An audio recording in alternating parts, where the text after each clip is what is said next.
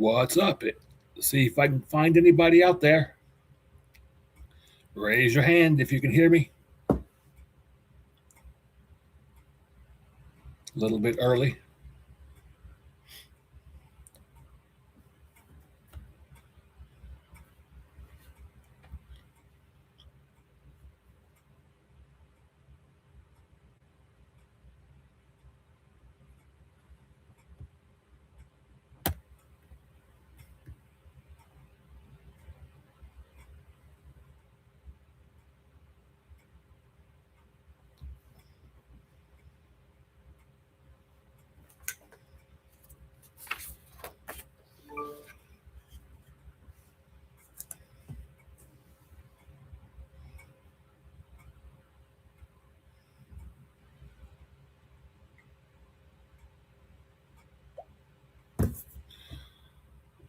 Welcome, welcome.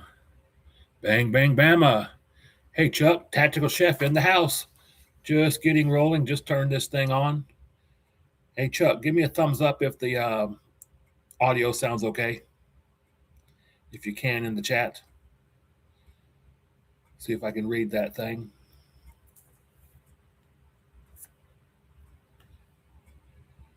Oh, good deal. Thank you very much. Yep. Think I'll be able to handle this. I got the backlighting down low.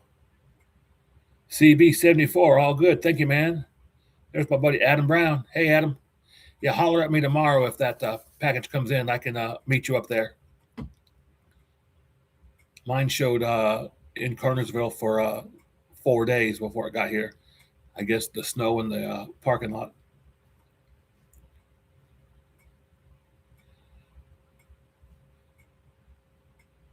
We're going to give it a couple minutes to see if we get a few more folks in here. I think I said 8:15, and it just now clicked over to 8:15. Try to keep it a little informal tonight, just going over a few things that I noticed at the SHOT Show. Of course, we'll be paying particular attention to 2011s, as always. Adam, did you see the guns Chuck got back from Trenton? I wish I could figure out, by the next time I'll figure out this software where I can do a screen share with pictures and all.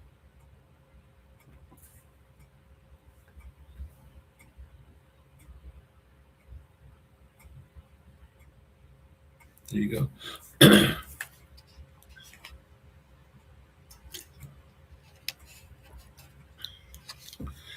Hey, Chuck, have you seen the dates for next year? If you're serious about flying out, tagging along, it'll be a fun trip. I learned a lot this year. Learned how big that place is.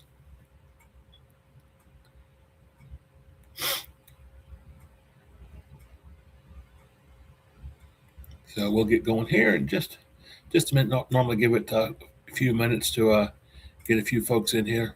People come in and leave and come in and leave, stuff like that. So if you guys have a chance, hit that like button up. I guess it's up in the top left. That might help us out a little bit this evening.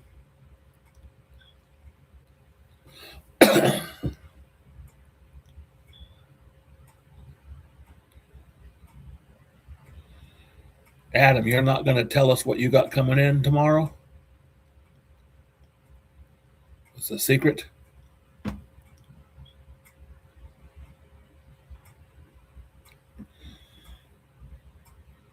Bang, bang, bama. What state are you in, my friend? And CB74, what state are you guys in? I know Chuck and Adam are near me. They hang out and shoot. We all shoot together on Saturdays or Sundays. Oh, Michigan. Lord have mercy. I guess you got more snow than we did. We had anywhere from 6 to 14 inches, depending on which part of the county or the state you lived in.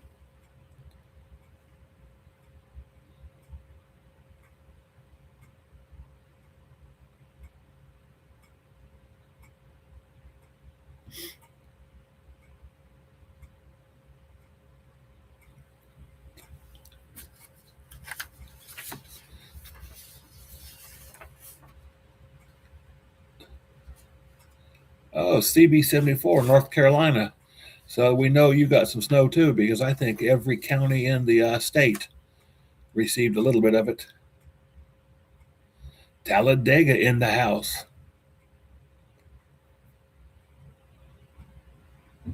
That's cool.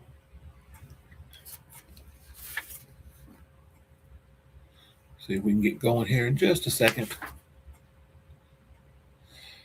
If there's a particular pistol or topic you're interested in, just go ahead and put that in the chat so I can make a note of it. I think I listed down, I think, the top 20 or 22 2011 platform or derivatives that I visited in person and booths yesterday. Not yesterday, well, the last show at the SHOT Show, I put all that down.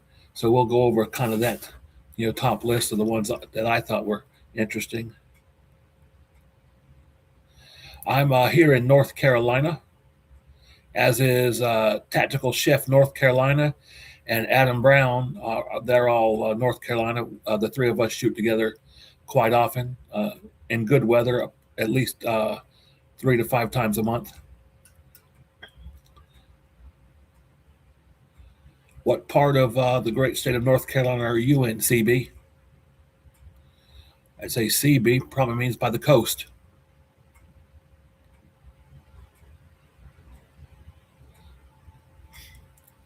I just got the dates, Chuck, for next year.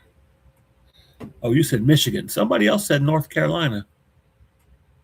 Oh, question mark. I see. Forgive me. No glasses on. Bad eyes.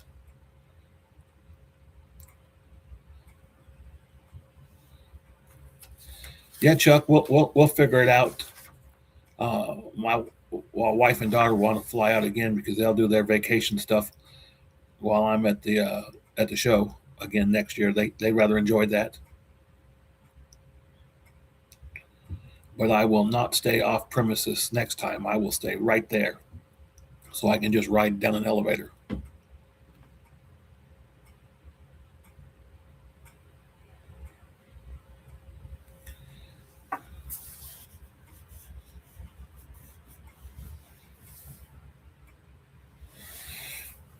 Chuck, I'm not sure what Adam has coming in. I know he's got that Vector that he just got the blue PVD on. He's going to debut probably this weekend if we can shoot. That I saw a preview of it today.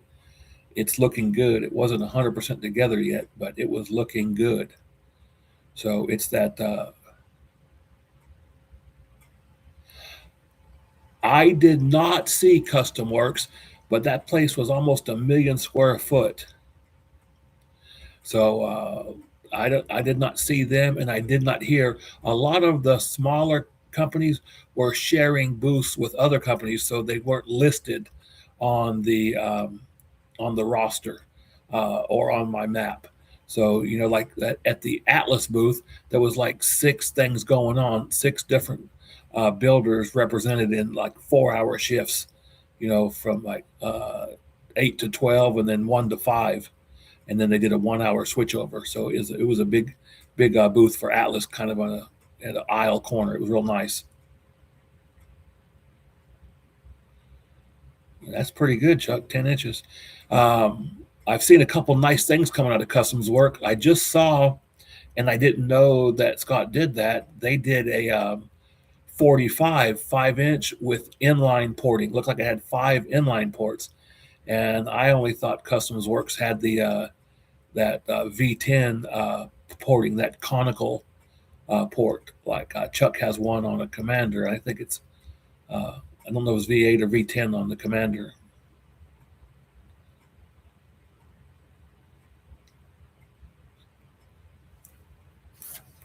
Well, we're gonna get going. It says we've got more people in here than we have chatting, so that's good. Let me just go ahead and start and say welcome. We're just going to go over. I'm going to go over the SHOT Show. It was my had been years ago as a helper in a booth where I just sat at a booth and answered questions and put things away. So it had been a long time since I had been, and never been in the capacity where I could just roam the aisles or had a media pass where I could get things done. So it was kind of overwhelming. It's a huge place. I was there the whole week. Um, Luckily, on the last 3 days, I did have a scooter, so I could make the rounds and all that. And I met with a lot of the different 2011 builders. I didn't have a cameraman, as we all know, so what I had to do was just use my phone to get the pictures and get some little videos. And I've posted a bunch of shorts, maybe 10 or 12 shorts of the some of the pistols that I really liked and I thought people would enjoy seeing. Looking at those on Instagram I posted and on the YouTube shorts. But I was able to meet with those, and so in no particular order, I just jotted down a while ago, kind of the top 20 or so interesting things. And then I had some interesting conversations with some optics vendors. There was an optics vendor there called Lux Tactical, and they have an optic RMR footprint that's called a Sky Raider. It was a nice optic. I had a couple. I think Chuck's got one, and we've all had a few of those. And they've made some improvements on the electronics and put a multi-reticle system in it. So I had a nice meeting with Lux Tactical. Then I had a nice meeting with Aimwin, and they've got an RMSC footprint, enclosed and open emitter, and then they've got the RMR footprints. And man, that one that I tested on my Glock was a PE 320. Very nice, like kind of like a Steiner or an Acro P2, real nice. They've got green or red, which is I really like. So I was really impressed with that. And I went by the Apex optics. I think Adams had one of those, and I think Chuck has one or is waiting for one. It's called the Apex optics. The bigger one that's kind of SRO size, but looks a little more bulky, a little stronger possibly, is called the Apex Fusion. So they were there, and they were sharing a booth with some other gun vendors. Alpha American Firearms was there one day with them, and Houston Miller from Miller Precision was over there. So that was a good booth to be around, and a good optic. So I'll go to the top of my list here. Zermatt Arms had that Waltz 9 advertised as a striker fired 2011. What was so cool about it is a striker fired pistol, but it has a flat, straight, linear pull trigger, just like a 1911. And let me tell you something. I never thought I would feel a 2-pound trigger on a striker fired gun with just a tiny amount of take up and no over travel until then. It was an amazing gun. And I'm not a striker fired person. I have a bunch of them. And but let me tell you something. Tatted Cops, welcome to the chat, my friend. Thank you so much for joining us. So that Waltz 9 was so impressive. I just asked the guy, "Hey, can I look under the hood?" And he said, "Well, sure, I'll do it." And I said, "Let me do it." I just disassembled that thing. My gosh, the barrel block or the locking block, whatever you want to call it, it had a roller bearing on it. So when the barrel would jump into lockup and unlock, it was on a roller bearing. So it's kind of like this. That's what made that thing so smooth. I was so impressed with that. Now, the price point is not like killer high-end price point, but man, it is up there. I think it was 49, but it could have been 48 was their target price, and they're taking pre-orders on Zermatt Arms on the website now. I'm definitely going to have one from what they say to review. It's one I would want to add to the collection. It was just an amazing setup, compensated, striker fired, good weight, mid 40 ounces. It was just a really good, well-balanced pistol called the Waltz 9. Now, in my mind, that was the most innovative pistol as far as from SHOT Show. for innovation, just the way it was made, striker fired 2011 style trigger, the roller bearing lockup, looking at the mechanics of it. There was a lot of folks that were really excited about that Rideout Armory, that Dragon. You know, it is very strange. It was, yes, it's innovative, but I just can't be something. It's something I would want to carry. I saw Alan 2A and LA did a discussion on it, and we were kind of of the same accord. We agree on a lot of things, and we differ on a few things. Big Johnson, hey man, what's going on, man? Good to see you. Thanks for joining. But yeah, I did not think that Dragon had the aesthetics I was comfortable for, and I couldn't figure out what kind of holster you would need to put it in. So that's kind of my take on it. It's kind of cool thing. Nobody I know has shot one, so I don't know who's going to get one to test. It'd probably be Alan, maybe Jeff at the Weapon Collective, but I can't see. I didn't talk to Jeff about it, but I can't see him wanting one either. It's just, I'm not going to say it's ugly, but other people have said that. But let me go down here. Number 3, just is no particular order. I did get to spend some time at Alpha Foxtrot. I didn't see anything earth-shattering coming from them. It looks like they got their optics plates and their Gen 2 working really good. So Alpha Foxtrot was there. I thought they had a good display, but nothing that just caught my eye or that I saw. They might have had a new model, but I didn't see it. Bursa, the M2XI, and their 2011. Bursa had a good representation, some new finishes and all that. Yeah, man, thanks, right. Thanks, Big Johnson. Appreciate you. Yeah, please remember to hit that thumbs up. We got about 15, 18 people in here. I got about 9 likes, so appreciate anybody doing that. But yeah, the Bursa, I had talked with the engineer there. He showed me their chunk port model, but the chunk port was rather narrow and rather small. And I just looked at it and I kind of shook my head. He said, it doesn't work at all. He said, this looks good. I said, well, yeah, it only looks halfway good.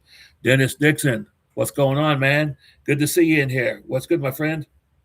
So, so even the Bursa engineer, he was like, we're redesigning this. And so we had some discussions on that. Hey, Greg, what's going on? Oh, you're not late. We just started rolling about 10 minutes ago. We're just doing some introductions and stuff. But the Bursa, they're going to bring in some new features. I asked them about some inline or V porting instead of the chunk port or a combination. And so they took some notes and saw some stuff on my channel about how we do the different style of portings and all that. So who knows? They might call me to help them out a little bit. That'd be nice. Fusion. I went by Fusion booth. It was happening at the Fusion booth. Of course, they had all their different pistols out there, and then they had their optics represented. And everybody knows I like those optics. Armchair Operator, what's going on, man? Good to see you. So the Fusion booth was one of my favorites. Hanging out with those guys, they were cool. Jeff is in the house. JJ. So yeah, the Fusion guys were pretty cool.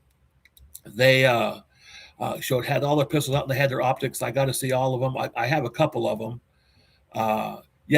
Jeff's in the house. JJ there. He has the official Vector, Havoc Vector number 2. He opted to have a black sliding frame, and his grip is a burnt bronze, if I remember right. It is beautiful. He needs to post some pictures of it or send me some more pictures, and I'll put it on my channel for Jeff. He has got a beautiful Vector Havoc. He's got serial number 2. So, but back to that Fusion booth. I'm trying to get interrupted. Want to recognize everybody. The Fusion booth was happening. Luke from Abnormal Gunworks was there that does some porting for them and some promotion and gunsmithing stuff. But they had their new 3.5 there. It looked really good. It had a different grip texture. a different look to it. I really like that grip. I heard they were going to make that grip longer and use that new grip as another option for the full size XP Pro and XP Pro Comp like I have. And of course, I know Chuck has one that he just got back from Trenton at TDS that's been ported as well with the compensator. So that's a badass gun. But Fusion had that Damascus copper laser job. Man, that was a beautiful pistol. So I was really happy to have visited with the Fusion guys, just a great group of guys. They really listen to the customers, and I'm liking that pistol more and more when I shoot it. So it's been pretty cool. Dennis, it's 3,000 on the nose. He's taking deposits, and it's 1,500 deposit and 1,500 when it's complete. And as of yesterday, he had 4 slots left. He can just build. He's doing like 14 this next session. So I think he's got 10 pre-ordered. When he gets to 14, he's going to start making them. So let me see here. Hot Wheels, can't read that. What's going on, man? Appreciate you. So I hope that helped answer it. Oh, that's right. Greg's got that Damascus bronze one. That thing's beautiful. I'm going to need some pictures of that, Greg, when you get a chance. So the Fusion booth was really happening. Now, a year later, let me talk about this. It was a good booth. It was a good display. Palmetto State Armory, PSA, had their Saber 11. I know after last year's SHOT Show, everybody was expecting it in the late summer, and it didn't show up. I'm kind of glad, because now I think they've had some refinements. It had an MJD grip on it. It was really nice. The slide and frame, where the fitting was really, really good. The action was good. The trigger was good. They had one non-ported 5-inch represented, and then they had a ported one represented. And let me tell you, they didn't go over exact pricing, but from what I could gather, is the non-ported one's probably going to be in that 16, 17 range, 116, 1700 bucks. I think that the ported one will stay under $2, could be $18.99, could be $19.99, but it's something to consider. It felt really, really good. I'm saying it was right up there, but probably as smooth, if not smoother, than the Romulus out of the factory. So that's just, and I mean, it was racked by a million people, it seemed like, but it was really nice. But I think it's really good news that they didn't come out premature. I think it will not have the growing pains that some people encountered, especially the newbies to the 2011 platform with the Prodigy, with the disconnector drag or the failure to break it in or not oiling it or whatever. So I was really happy with Palmetto State. Went over to the Kimber booth, and of course, the only Kimbers I really like are the 2K11s, but the newest one we all know about is the 2K11 Comp. Talked to the engineer about the compensator, which is basically just a chunk port.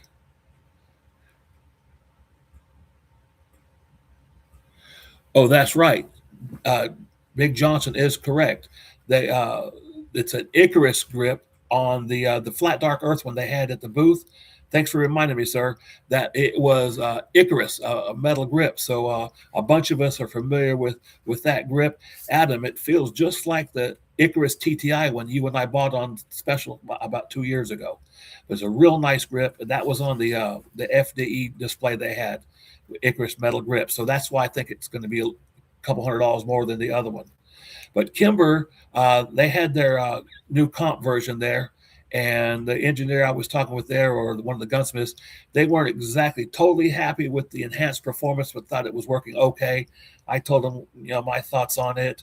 They had some new coatings and some new models. We know that, they have the all the different colors and finishes, but now they had about 5 different, especially in the Pro model, the Commander, they had some different camos and stuff. It looked really good. Of course, those were Cerakote. I think they had one laser PVD.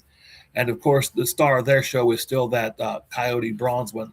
It's really beautiful. So It's kind of cool. So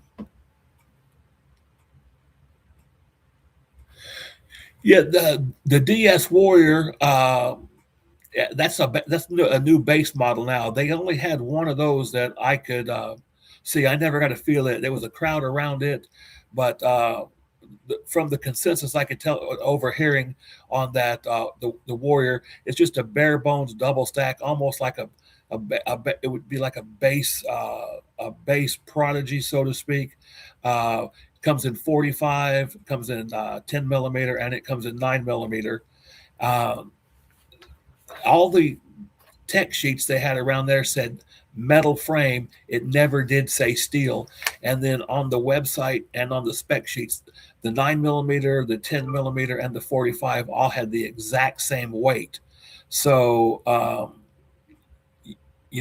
there's no way all three of them would weigh the same.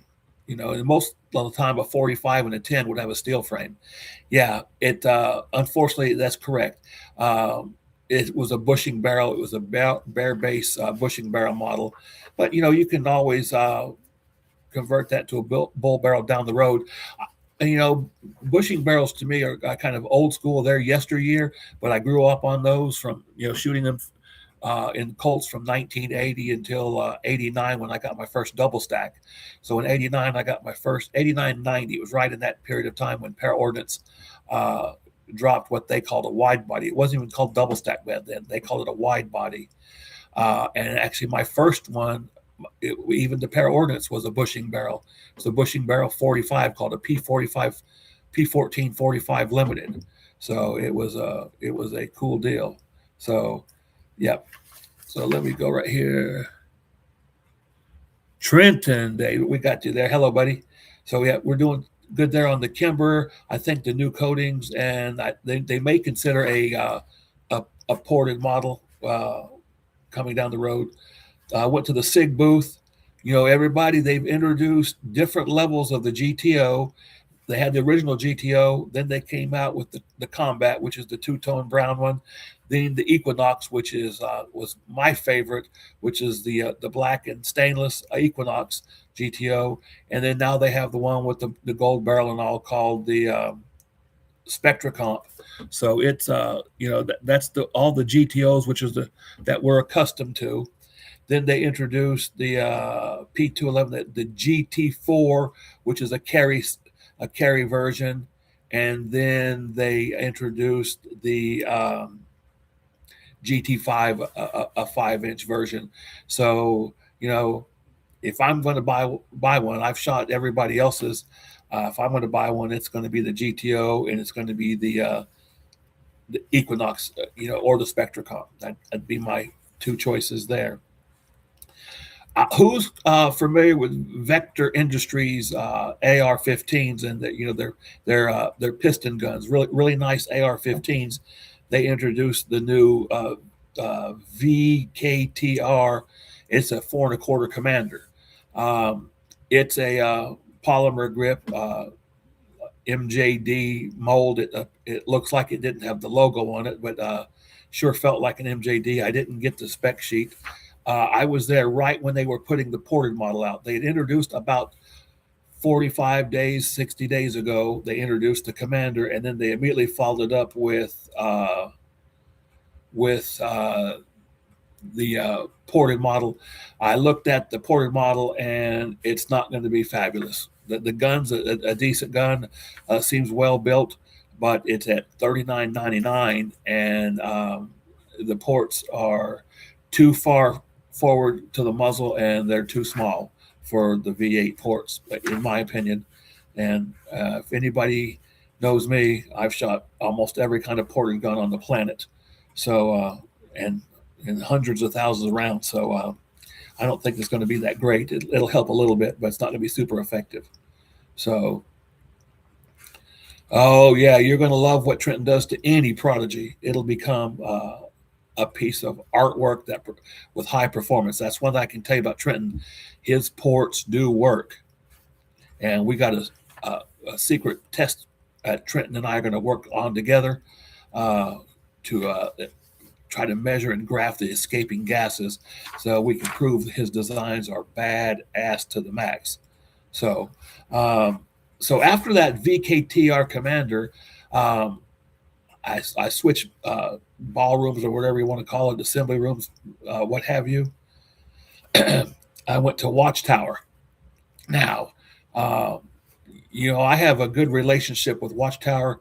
I've been lucky enough. Black King, what's up, man? Glad to see you. I have a good relationship with Watchtower. I've shot about 25 different Apaches and of the different versions. The covert version, the version 2, the original Pew Pew that I own, a Pew Pew or Pew View Apache, and then the Demolitia, and have had no problems with mine as long as I kept them fairly stocked there. Good wear, good performance. So I met with them, and I've been testing, and you might have seen the Watchtower Commander, the steel frame one that I tested. It's got about 1,200, 1,300 rounds on it now, and it is still going strong. Haven't even cleaned it, just wiped down the outside for pictures. So I got to see that in action, did an interview with those guys and helped them out a little bit. Uh, oh, yeah, we can't make Trenton's head any bigger. He's just a good fella. I like it when he goes out his back door, out on the deck, and does the nighttime shooting. I love to see that flame path on his test shoots. So, yeah, the replay will be up later tonight, Black King. So it'll be cool, brother. So the Watchtower Commander, we've seen that on my channel, and it's been introduced, I guess, 30 days ago. They came out with a price point one called a Commander Tactical, or a Tactical Commander. It's actually a better looking gun. It's got some really cool over-the-top serrations on the tri-top. It weighs 9 ounces less than the other one. We know why. They're both MJD grips, but it has an aluminum frame, which is totally fine in a Commander size package. Yeah, I have yet to shoot that gun. I don't think more than 1 or 2 people have. They did take me back in the conference room and showed me some in-house videos of those guys shooting it. It looked extremely well behaved, and the balance on it was actually better than the steel frame gun, especially once they put a Streamlight and an X300 on there for me to feel the balance. And so I was really impressed with that. And I think it was 2,600 maybe. It was a nice package for that money from Watchtower. And then I got to go over to Bull Armory, and they had a new race gun out. 2A to play, man. What's going on? Let me see. We're asking a question about which shoots flatter, the Demolition or the Apache. Man, I've been asked that a few hundred times. Let me see. Well, you've got a good collection there with the Romulus Comp and the XP Pro. Man, I think that the Apache shoots a little faster. It's got a shorter, lighter slide, so it's kind of bam, bam, bam, bam, bam. It's a little faster, but if you just truly watch the muzzle rise and how much the dot moves, the Demolition with the V10s is smoother and flatter, only marginally. I'm going to say the one you're going to shoot the best is the one that's in your hand. They're that close. If it's a compensated gun only or a ported gun only, I'm going to go with the ported gun most often. I believe I like their impulse a little better. Just for raw speed, though, the shorter slide on the any compensated gun is going to give you that faster feeling, sometimes a little bouncier or a little more violent feeling, and there's more noise right there straight ahead. But it's a toss up. But I think I would go with the Demolition on that, or you're just going to go by your aesthetics. But I think the Demolition just looks good anyway as well. So.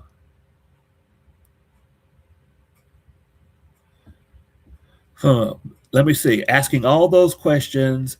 What do I recommend? Platy Comp, Bull Tac Comp, Watchtower Apache, RC Core. You already have a 4.25 Platypus Bull EDC and an RC9 ported.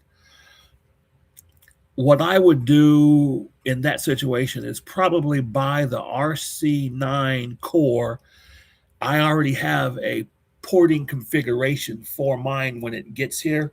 I got to wait in line a little bit because I got that prototype sight block RC9 the day before I left for SHOT Show, and so I pulled some strings to get that prototype. So all the current cores are exclusive to Real Street Tactical for the first 90 days, and I believe they're shipping 30 per month, so they get 90 guns first.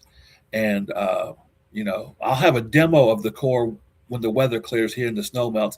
Probably within the next 10 days, I'll have a demo of the core. I've already been sitting at their shop and helped design what I'm going to call a combo porting configuration for the core. So I would go with the RC9 core and custom port it, and you'd still be under $3,500 because I believe that gun's $29.95. You spend $500, get somebody like Trenton to port it. I'll have the specifications for whoever you want to use, and you can make it at a mean, flat, fast shoot little because it's a 4.6, and I really like those 4.6 sizes. So yeah, back to Bull Armory. They never got us the TAC Pro Comp last year.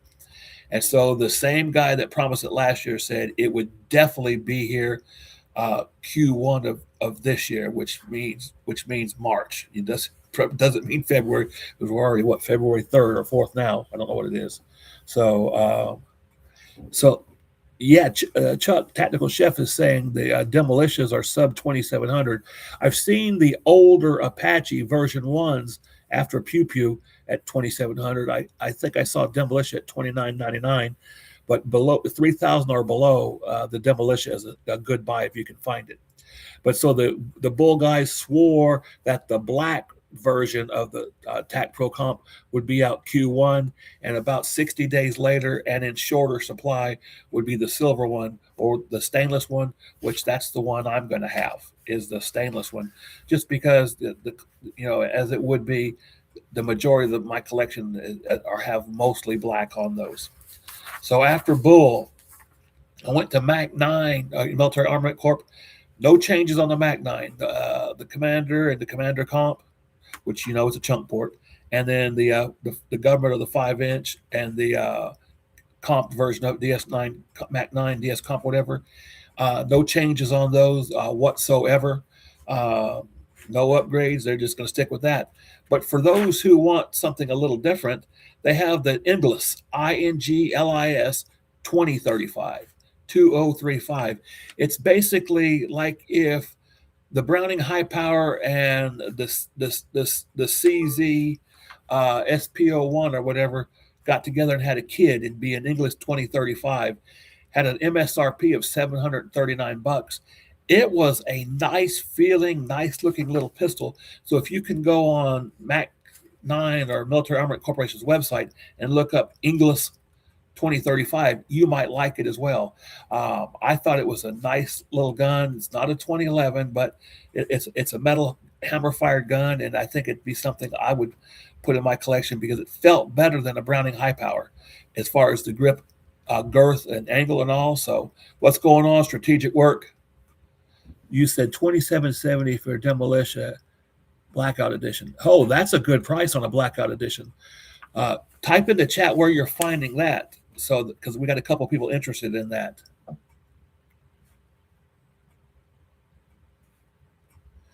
Let me see. Is the Apache anywhere near the ROM in this? Well, look, let's think about this. The Apaches and the Demolition are made from Atlas parts kits, so they've got all the right internals. Only complaints I ever heard on those guns was just gunsmithing, not really anything, just fit and finish. All the ones I've seen, which is over 20 of them, have not had any issues. 1 out of 20 something, it was sprung so tight, it was ejecting the brass right into the optic and right into your hat right here. And it wasn't mine, it was a friend of mine's, and I fixed it for him right there on the range. And called Watchtower and told them what I did to fix it. And then they started shipping them with a lighter spring. So we kind of helped Watchtower out on that one. But yeah, I like the like the parts it's made of.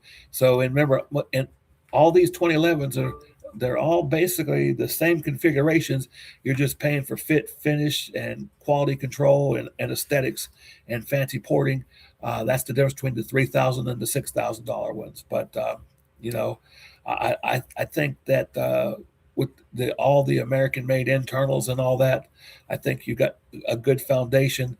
And I'd much rather pay $2,700 for a Demolition now than the $4,500 it used to be.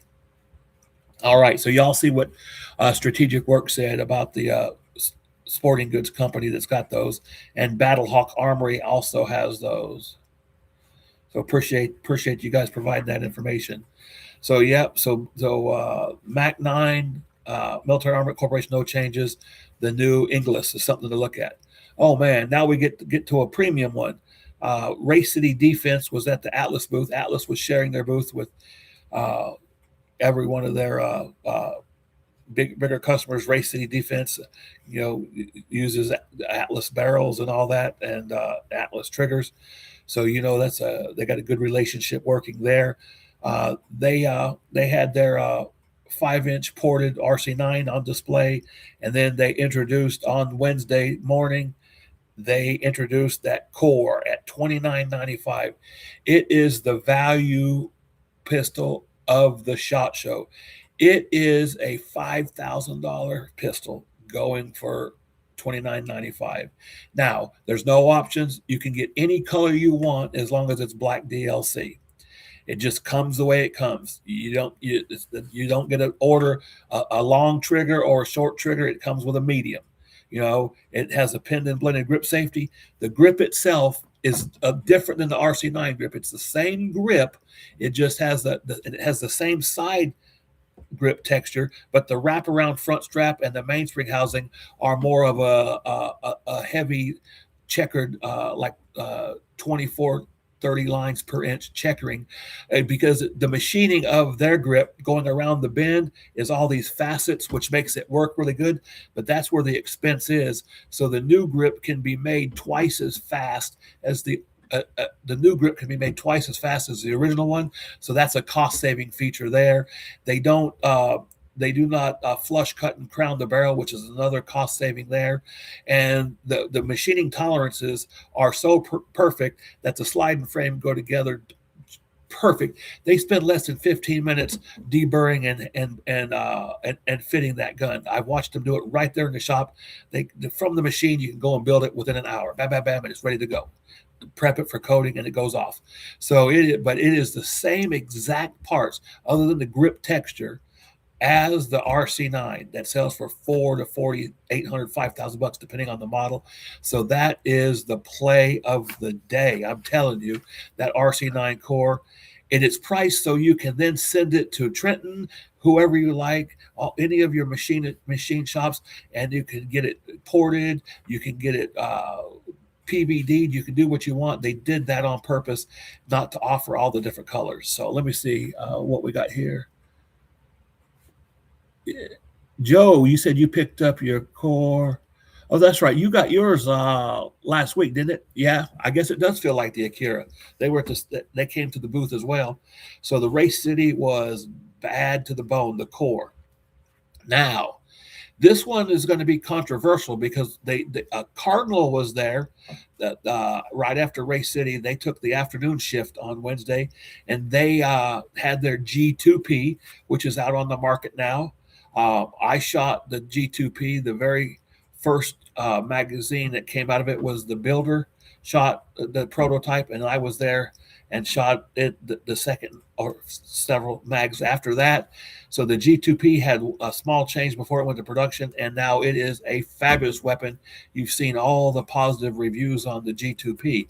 They had it there at their table at the Atlas booth, and then they debuted what they call the E3. Yeah, and it's a comp, and it was billed as a prototype. Now, I have inside information that the prototype is not going to go to production.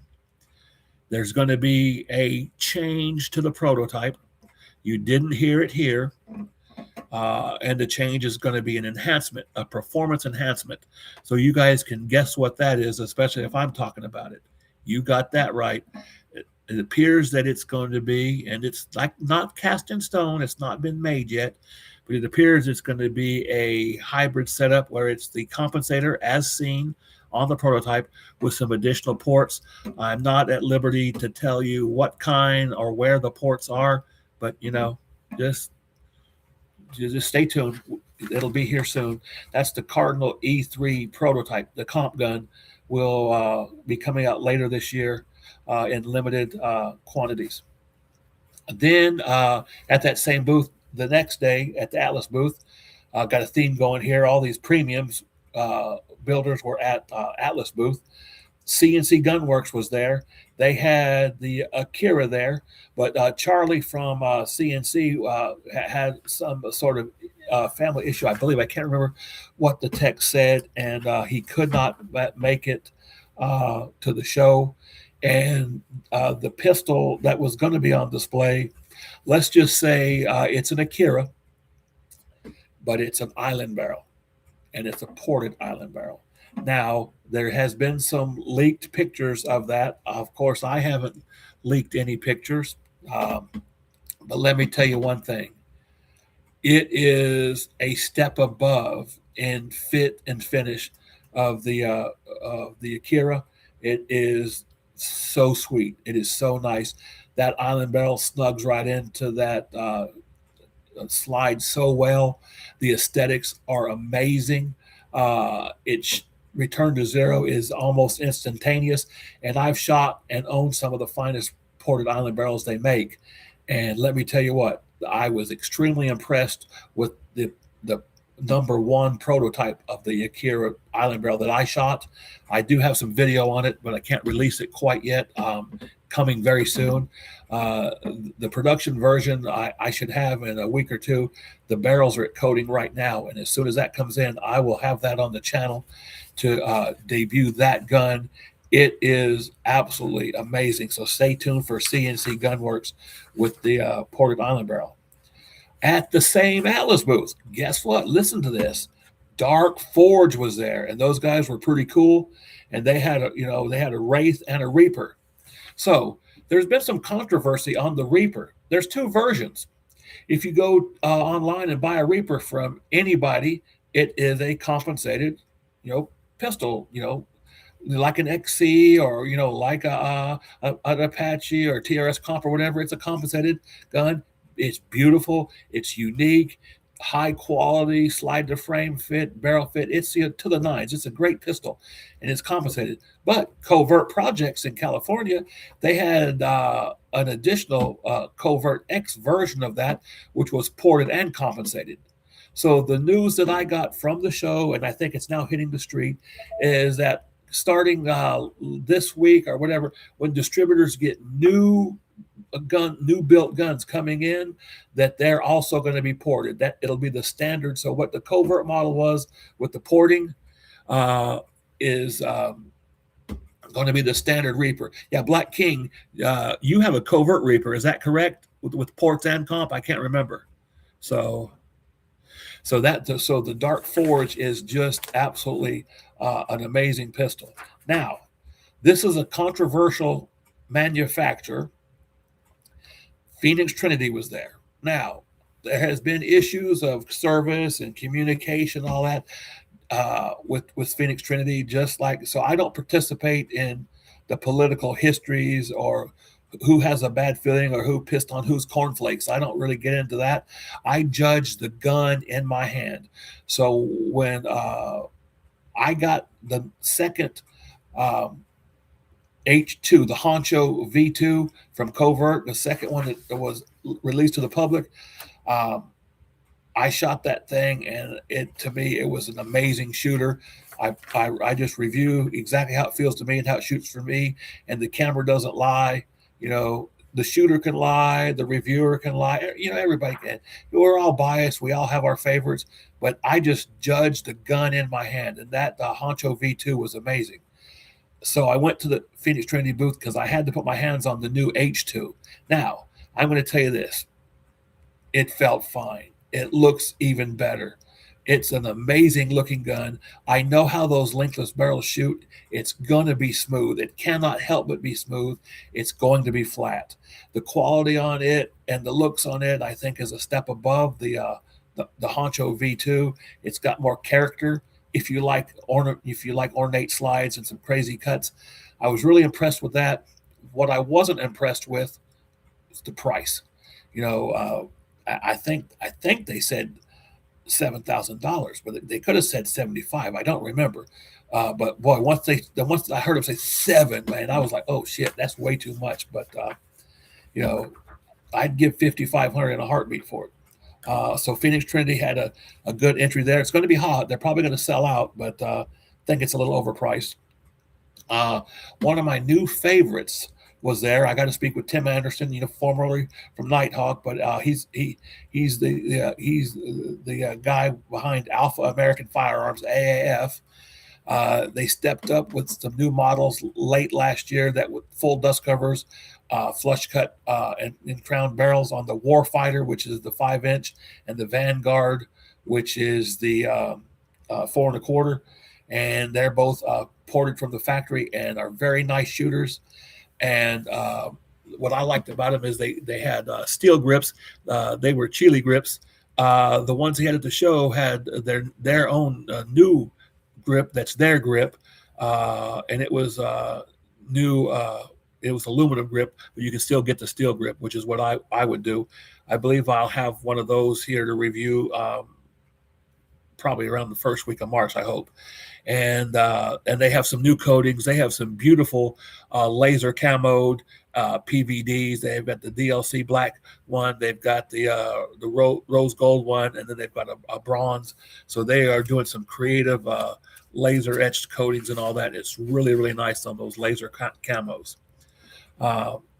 After I left Alpha American, I swung back by the Atlas booth, and I got to interview those, and I did air that interview. It's about a 3-minute interview with Kevin from Atlas, one of the guys up there, going over all the different enhancements on the V3. So I got a 3-minute video, maybe 4-minute video on the SHOT Show enhancements to the Atlas, all the V3 pistols.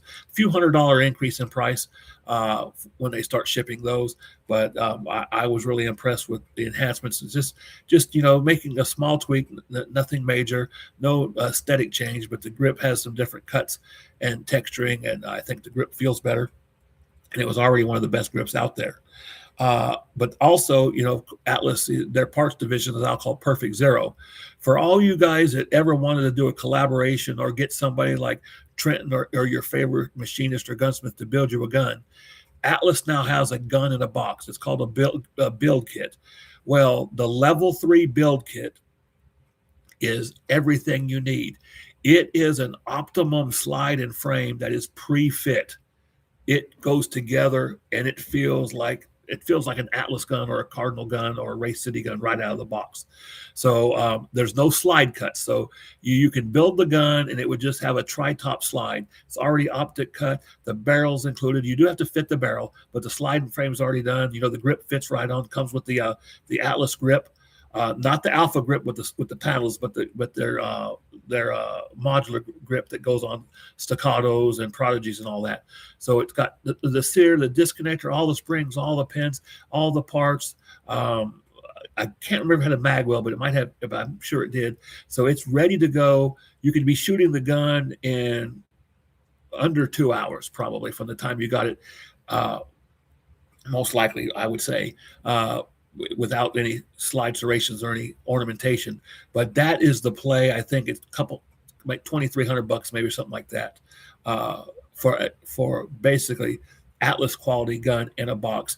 And so you get a machinist and pay them whatever they charge, and get them to do some slide cuts, do some porting, or what have you. You'd have a tremendous thing. So that's Perfect Zero is the new website. I would look at what they call their build kit. What's going on, Thomas, my man? Checking us out. Eric Loves Gun. What's going on, brother? Seeing you guys coming back in. That's cool. So the yeah, V3 enhanced with Atlas, good deal. Perfect Zero, that build kit is something to go look at. Then after that, the next day, after I rested up a little bit, I went to see Jacob Gray, and they had a buzz going on around their booth. Um, the Knox 9 was there, of course, and that had everybody, every gun tuber, every enthusiast was there checking out that gun. I was checking out the other one. I was checking out the new Hex Pro, which if you've seen the advertisements on it, it's got the grip shape of the Knox 9, but it has the Hex texture pattern. So I think it's an improvement. I really like that Hex texture pattern on that grip with the pin grip safety and all, aluminum grip. It's a steel frame 4.6, all machine hardened parts, no mem or anything like that. And it is a chunk port. It is a good looking gun.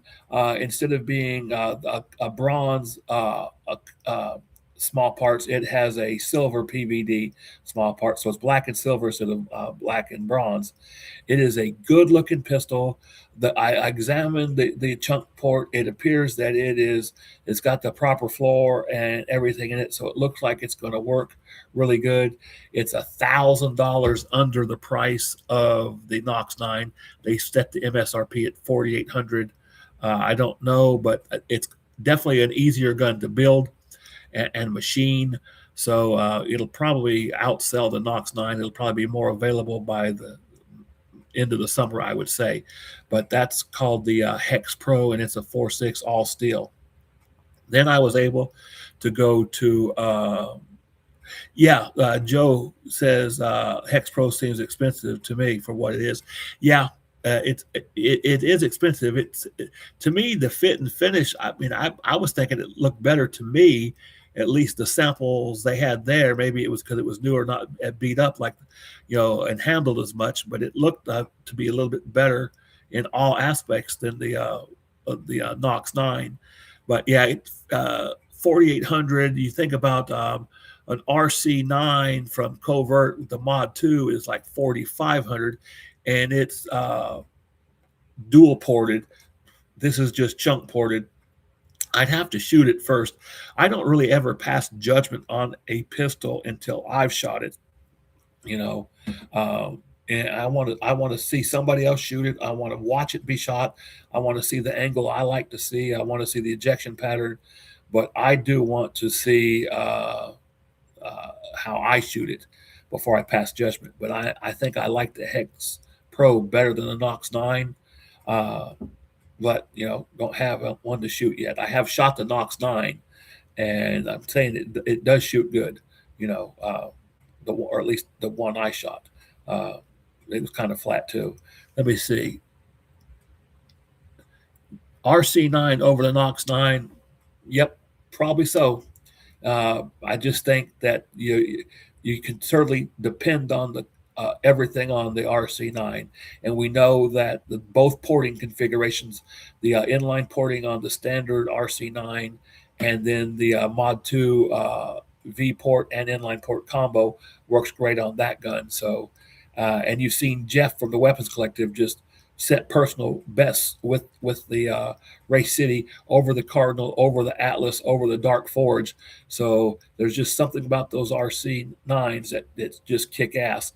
And I only got to shoot it for one range session right before I got on the plane going to SHOT Show. But if you've seen that Flat Dark Earth Race City prototype, the RC9 limited optic or the sight block, they don't have a name for it. So it does have a sight block, so I can call it a sight block. It is an RC9, so I call RC9, and it will run in limited optic class. So there's no name for it yet because it's only one in existence, and it's sitting in my safe. But I got to shoot it that for 1 hour that one day, and I posted a little video on it. But it's the Flat Dark Earth one. It's got that unique slide that there's no optic plate. It's just direct mount. That SRO is sitting on the barrel. It's so damn low. The lowest height over bore of an SRO possible. It's almost touching. So that is cool deal. So just look for that video if you haven't seen it yet. That is the the RC9 sight block prototype, one of one, and it's in a beautiful flat dark earth. It's got a little bronze twinge to it. So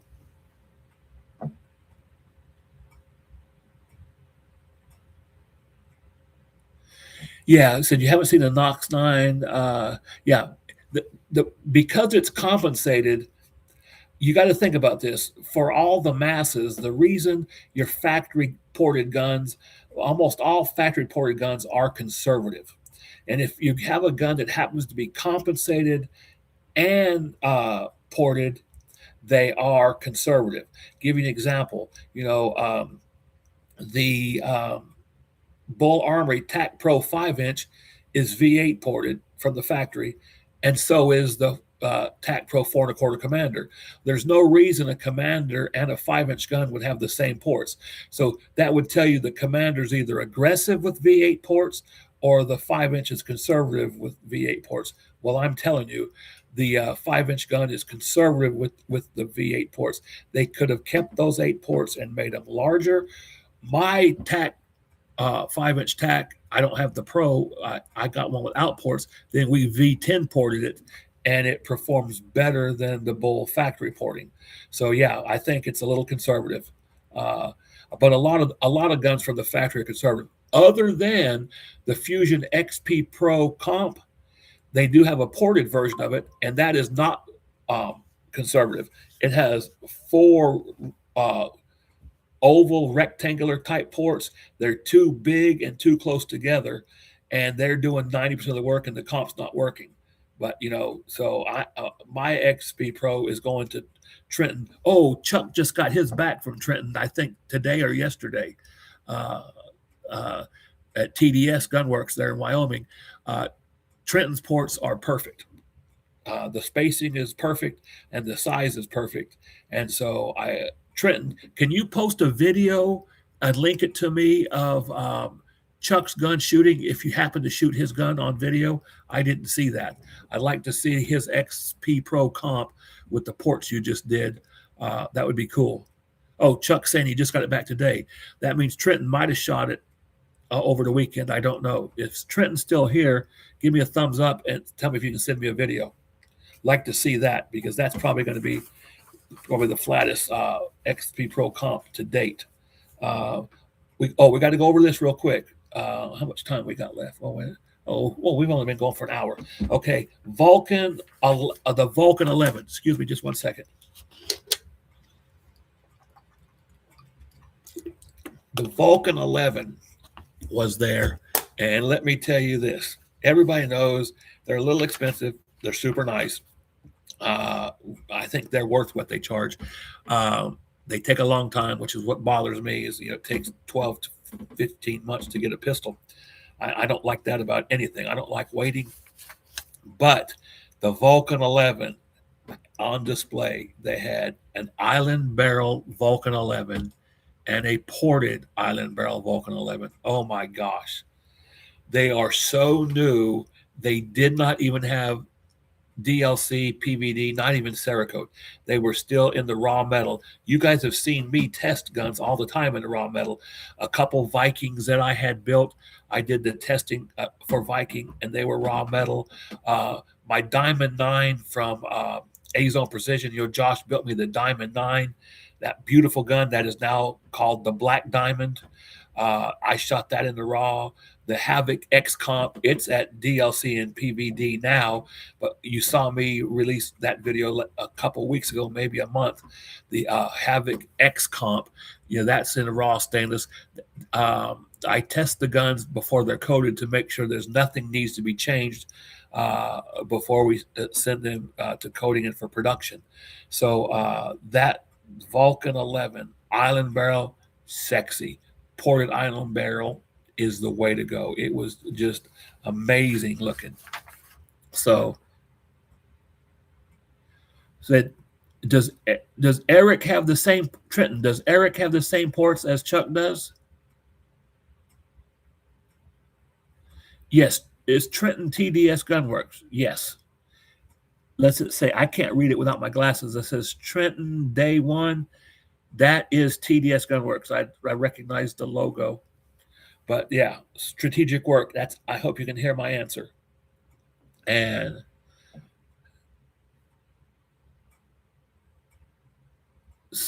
Eric has a XP Pro comp with ports from Trenton. Is that correct? If so, Eric, send me that video. Thank you. All right, so the Vulcan 11. That is a cool gun. Miller Precision. Who has seen the Miller Precision guns? Those are nice. They're called the Ranger. I'm going to go with the big boy first. That is the 9X. That is a compensated 5-inch gun. I spent about an hour talking with Houston Miller. He disassembled the guns right there on the table for me. Let me look at his that linkless barrel system he uses. Explained his rationale for it. I've got to shoot that 9X comp. I have not, but it's the 5-inch comp gun. Then he has one called the 9C, which is the compact, but it's not really that compact. It's a 4.4, so it's, kind of a mid-size in my opinion. And then he has a 9SC, which is called subcompact, which is still a 4-inch barrel, but it has the shorter grip. So Miller was there with a good display of things going on. So that was that's the top 22 of the pistols. Circling back for those who weren't here in the very beginning, the two innovative ones of the show were the Zermatt Waltz 9 and the Rideout Armory Dragon. And my vote goes to the Zermatt Waltz 9. It was significantly more innovative to me, looked more traditional, and it was a Striker Fire 2011, so to speak. So I'm going to go with that. But I'm going to try to catch up here with the chat I've been trying to watch.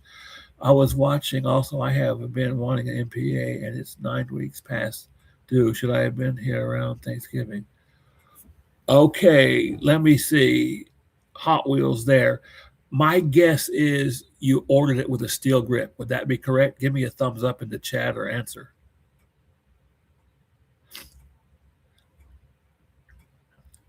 Yeah, if it's the TC, they're a little bit behind talking with the owner of MPA, which is Phil Cashin. Last time I talked with him, the steel grips were a little behind. Oh, yours is aluminum. It shouldn't be behind. Have you emailed them since? Well, they weren't at SHOT Show, so that tells me that they were behind then because they weren't there. I know they were doing some rifle chassis and all that. So I would give them a quick little email. Or Phil's daughter is on Instagram and Messenger, Lauren, and you can try to catch her there and just see. But you had many times. Yeah, I don't know. I can't pretend to know why they would be behind on the aluminum grip when I knew they were behind on steel.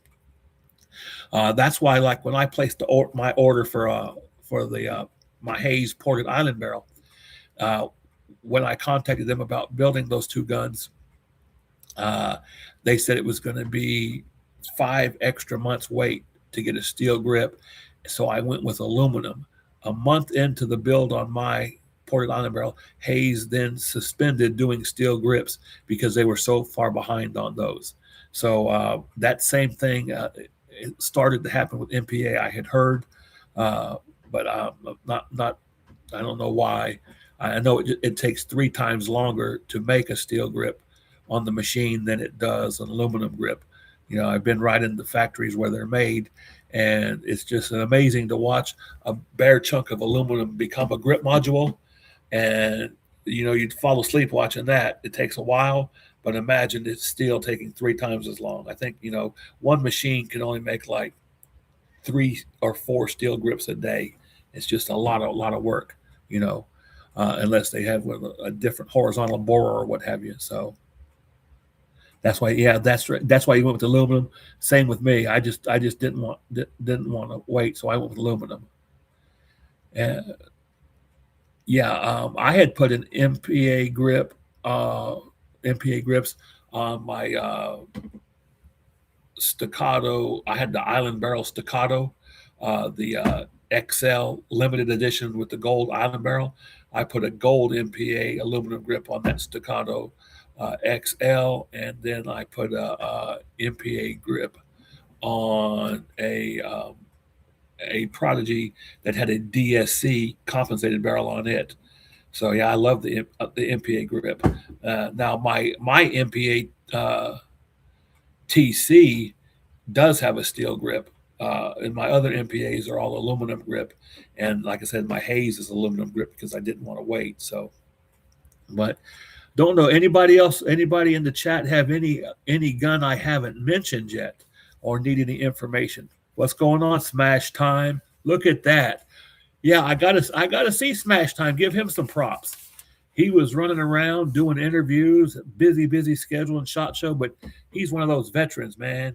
He had a plan. He was on the attack, doing his interviews. So good to see you, Smash. We didn't get to have that beer we were supposed to, but he was busy. We'll do that next year. Yeah, the Bursa. I really like the Bursa. Smash Time. There's a guy here in the chat called Trenton. That his company is TDS Gunworks. You need to look him up if you want to do any work on that Bursa. We did a package called a Bursa Raptor that Trenton did for me, which is a chunk port and V port combo with some slide cuts and polishing. So and it's on my channel, the Bursa Raptor. Super nice upgrade on that 5-inch stainless Bursa. If you have the black one, it'd just be black instead of stainless. Do I like the Watchtower Apache 2011? Actually, I do. I've shot over 20 of them. The Apache, which is the compensated one, I personally own the Pew View edition. You know, that's kind of the more ornate show-off edition. But I have that. I've never had any troubles with it, and it's approaching 4,000 rounds. So it's been good to me. I have the Demolitia, and I'm currently testing the new Commander that came out about 30 days ago. So yeah, I like them. I haven't had the problems that other people have, but I have a routine when I get a new gun that I go through with every new gun, and so that kind of helps all my 2011s run the way they're supposed to. Am I going to NRA? That is that May or June, Smash? And it's Houston, right? Is it Houston? I believe. I can't remember. I'm thinking. I know it's in your backyard. We'll just have to see if we might have a Steel Challenge big tournament at my club, and I'd have to be there. Let me see. Oh, 20 minutes from the house. Well, shit, I know where I'm staying then. Hell. So Houston, I'll have to check the dates. But if I do, I'll let you know ahead of time. You know, because you know that it's hard to have some just BS time at SHOT Show when you got all these big time YouTubers like Smash Time and 2A in LA and the Weapon Collective and Tactical Bearded Dad and all these guys running around. You know, it was my first time with a media pass, so I was just taking all the stuff in and made mistakes. Didn't have a cameraman. I had a tripod with me, but hell, it had been knocked over. That place was crazy busy. I got regular gun guy was in there. We didn't even get to speak. He yelled at me. I made a U-turn and he was gone. So it's crazy. Yeah, well, I don't know about that, Smash. My brain is it's saturated with 64 years of useless knowledge right now, except it did retain gun stuff for some reason, I guess,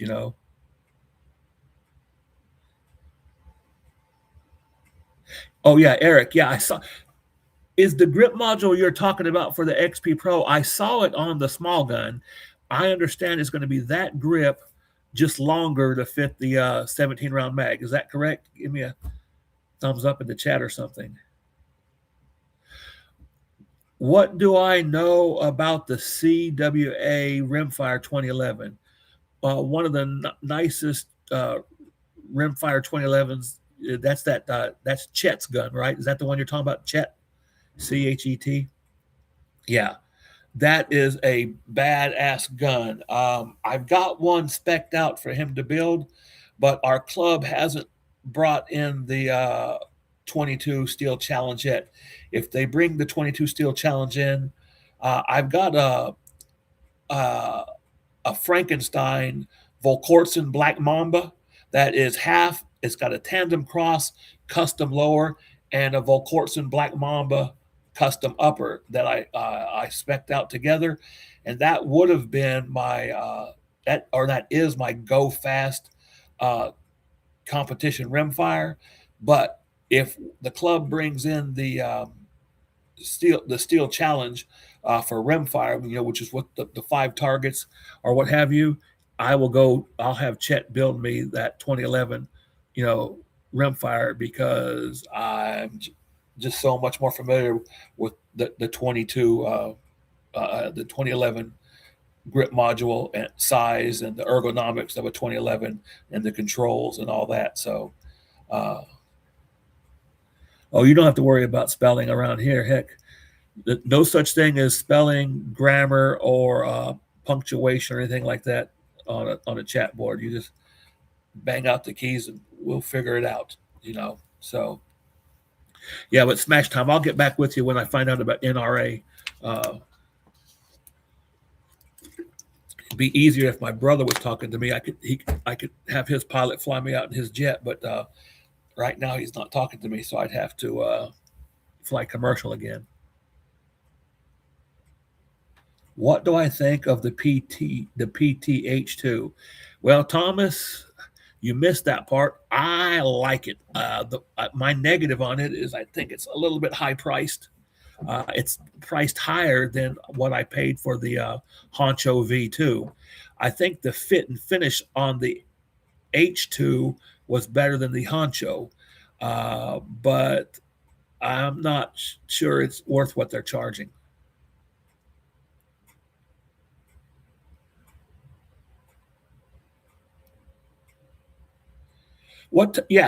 Sundays are good for me, except me and in here in the chat, Tactical Chef Chuck and Adam. We normally shoot on Sundays if it's over 40 degrees. Here we got snow still in our yards from the last storm, but if it's Sunday, after 4 o'clock in the daytime here, East Coast time, which would be what you're only 1 hour behind me, I think, because we're at 9:30. You should be 8:30 there. Oh, 7-ish your time? Yeah, I can do that. Just I'll get with you on Instagram. I'll give you my phone number. We'll figure something out. So yeah, buddy, we'll do that. Yeah, Thomas. I know a lot of people hate the Phoenix Trinities because of service, or most of people's dislike for some of those guns is just communication and service. I haven't had that issue. But I'm not going to buy one because I think they're just too expensive right now. I think all 2011s are starting to just go up in price. That's why I think Race City is going to see you, Smash. I'll talk to you before Sunday. I think Race City is going to kill it with the core at $29.95, and I think we're going to see a few other manufacturers introduce a basic package as well.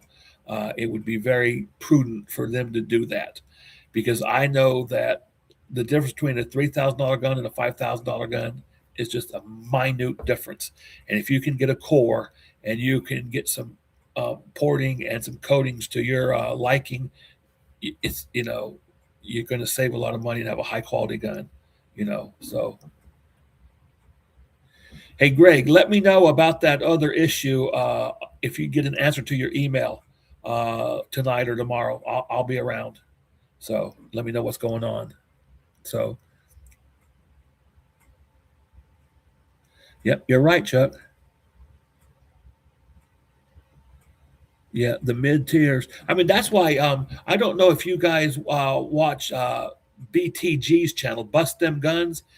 He is a cool dude, and he is a smooth operator. Only thing I wish BTG had was an outdoor range. The guy's got to shoot at an indoor range all the time. But BTG, Bust Them Guns, he is like me. He's normal. He likes the budget guns. I like the budget guns after the upgrade process as much as I like the premium guns. I really do. I mean, you could see me shooting a Hayes or an Atlas or a Cardinal one day, and then the next day I'm shooting a Bursa with the Raptor package by Trenton. I'm shooting a Great Lakes firearm that's ported. I'm shooting a Prodigy that's ported and comped or what have you. Or my buddy Adam, he's got Island Barrel Prodigies, badass Island Barrel Prodigies, ported Island Barrel Prodigies, and they kick butt. Fun as hell to shoot. He's got ported barrel Cosins. He's got all those. I mean, so I'm a big fan of taking something in the lower tier because I'm not really going to use the word budget anymore, but the lower tier and bringing them up, and then there's some pride in the build, pride in the design, and I do work with some of these manufacturers behind the scenes. I guess that secret's out now, and so I get a prototype and test them before the public sees them. Of course, that knowledge is in my head. So when I get with somebody like Trenton, or I get with somebody like Michael at On Point Guns, or somebody like Josh at A Zone, or other places, and design or help design or have input, all those different things, some or all of the above, it's going to be a nice performing pistol. And so that's what's going on. Thomas, what company is what? Let me see. There's TDS Gunworks. That's Trenton. You catch him on Facebook and Instagram.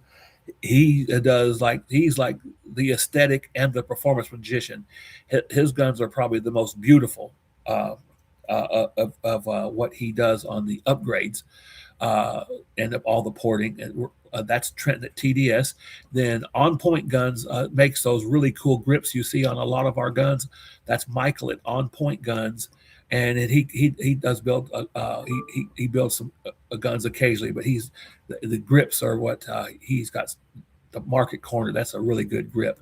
And then A Zone Precision and Machine. That's my buddy Josh. He's built the gun for Adam called the Saber Comp. You've seen on my channel, the Black Diamond, my real fancy island barrel ported gun with all the diamonds on it. That is a Zone gun, and so is the Havoc X Comp. Oh, Adam has the Island Prodigies. Chuck, did Adam sign off? I don't know. I can't remember who did the Island Prodigy to him. I know DSC, Dave DSC at DSC Gunworks does Island barrels, but you have to have a Gen 1 Prodigy with the thicker slide.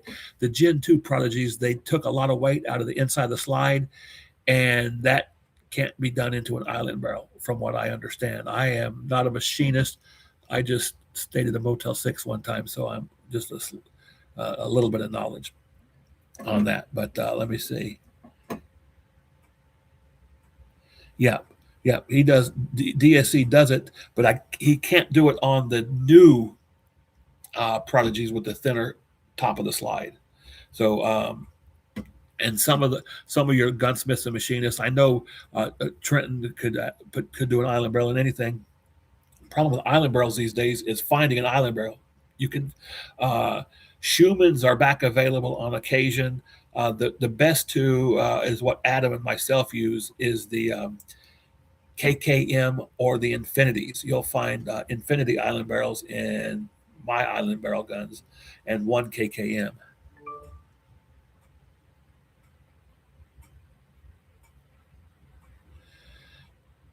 Please order you to stop buying Prodigies. I can't do that. I can't tell you to stop buying Prodigies. I have 7. They're all different. I don't have an Island barrel Prodigy because I don't have an older Prodigy that's not already accessorized. But I love the Prodigy. I do like to change the grip module, but I do that on everything.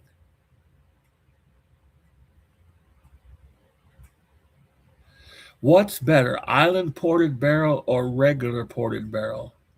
Hmm. Uh, that's a tough one. An island barrel ported is going to shoot a little faster. Uh, it because of the weight is taken out of the slide. If I would say a 5-inch ported island barrel, like my Hayes or like the one Adam has, or like the full size Infinity island barrel. The ported island barrel is going to be extremely smooth. There's less weight coming back to as a pendulum or reciprocating mass, and so there's less weight to overcome for the muzzle rise, and then the island on the barrel is a lot more weight forward. Um, the shooting experience is different. Um, I don't know. I have way more regular ported guns, but a lot of mine are combo ported, like V port and inline combined, or inline with chunk, or V with chunk, or comped with inline, or comped with V. Whereas an island barrel, you really have an island barrel or a ported island barrel. Now, I do have, and Adam does have, a ported and compensated island barrel. There are a couple specialty guns. I've got a Viking that is a compensated and ported island barrel, which is amazing performance. It's just amazing. Razor MP is in the house. My man, good seeing you out there in Las Vegas. You were the busiest man I know. Your schedule was tight. We just got to say hello quick enough. We didn't get a picture and we didn't get that beer, but we'll have to do it soon.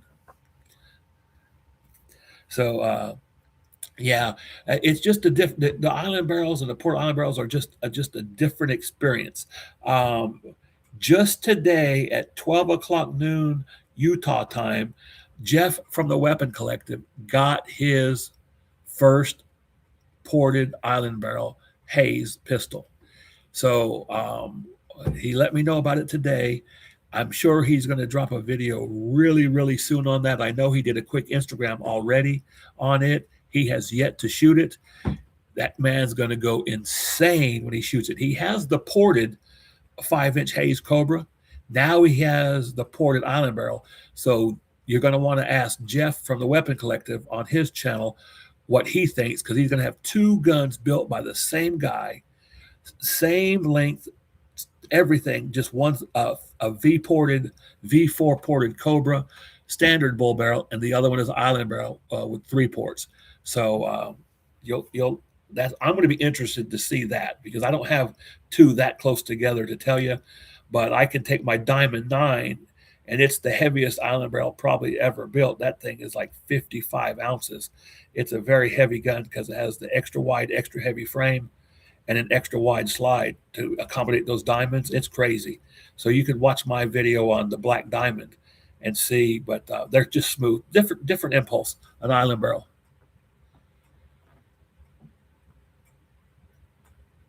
Let me see. Yeah, Razor MP. Yeah, he's got to shoot. He's got some outdoor footage too. I like seeing outdoor footage, but Razor, he's got to shoot at that indoor range. But I did notice his last video or two, he was able to draw from the holster for a couple drills at an indoor range, which I think that's pretty cool. I know our indoor ranges around here. Chuck, correct me if I'm wrong. That one you go to in King, Pro Shots, do they allow holster work? I don't think so. I know the one next to me doesn't.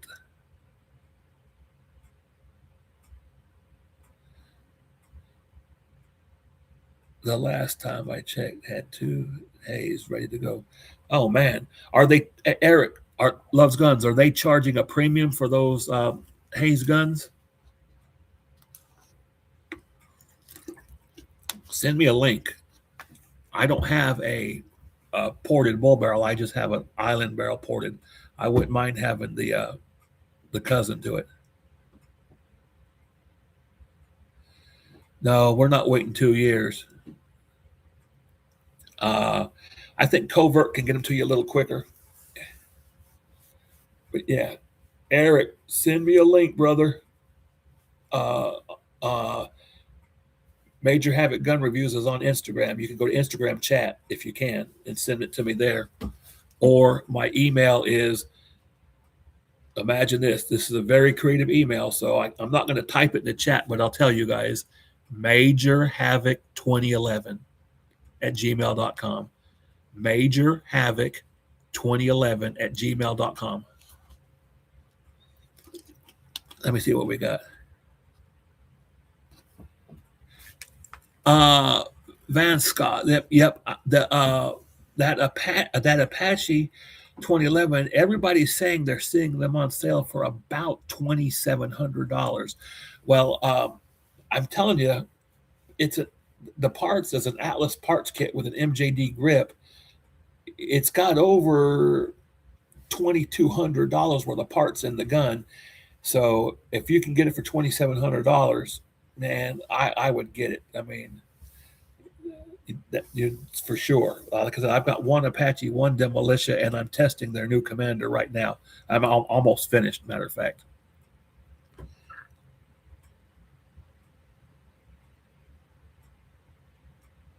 Okay, cool. Thanks, Eric. I appreciate that. But like I said, you can. My Instagram does Instagram chat, and it's Major Havoc Gun Reviews, and then my email is majorhavoc2011 at gmail. So those are the easy ways to get a hold of me. You found one for 27. Is it the blackout edition, Van Scott, or is it the one, the graphite or whatever it was called? I can't remember what it was called. One of them was a blackout edition, almost like the covert edition, but I don't think exactly. So that's good there. So let me see, try to catch up there. Okay, cool. And give him my Instagram if you don't mind. Oh, the graphite edition for 27. I don't know, man. I believe I jump on that. Like I said, I haven't had any trouble with my Apache, and it's got. I think it's a little over 4,000 rounds. It could be 38, could be 42, but you're right in there. I know it has more than the Demolition, and the Demolition, I'm saying it's right at 3, but it's a nice gun too.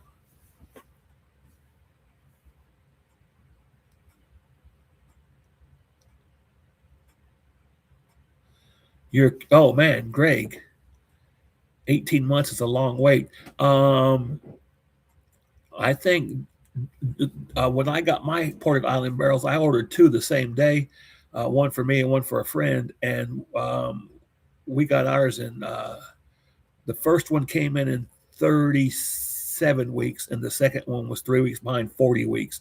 Now I heard they're 25 months is what I last heard from Hayes. Chuck, you have 5,000 rounds through your Apache. That's more than I think mine's at 4,000. Like I said, 38 to 42, somewhere in there. Do I have a Limcat Razor Cat? No, I do not. If you check out James, which is Tactical Bearded Dad, his YouTube channel, Tactical Bearded Dad, I don't know if it was his or if he just tested it. He had I don't know if he had a Limcat. I'm trying to think if it might not have been his channel. Somebody just tested a Limcat, and I think Tactical Bearded Dad had an Akaya. I think that's what it was. Oh, covert. Yeah, Greg. Covert, sorry. I know, Thomas, I'm with you, brother.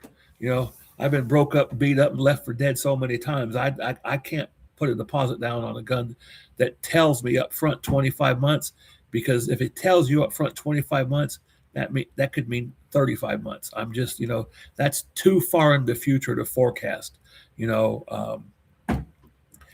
I mean, I might go 6 months maximum into the future, and that's it. 6 months is probably about as far as I'll go. But now I'm just to the point now where I'm just getting and designing the guns and having them built to order. So they're exactly the way I want them with no modifications needed. That's kind of what the Vector was, and that's what the Havoc X Comp was, and that's what the Diamond 9 or the Black Diamond was. That's what the Adam did with his Saber Comp. So, problem with island barrel guns now is finding the island barrel, getting those in. Even the manufacturers are having trouble getting them. I think KKM's ramping up their production of island barrels starting last month. So by mid-February. Okay, Eric, I saw your message. He sold them. I figured they wouldn't last. That's for sure.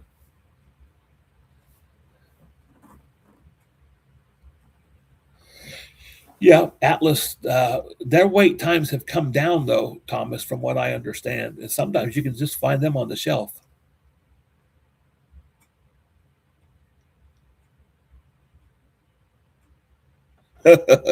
Yeah, exactly. Yeah. But what if he's left-handed? And there you go. Oh, 11 months. I don't want to wait 11 months either.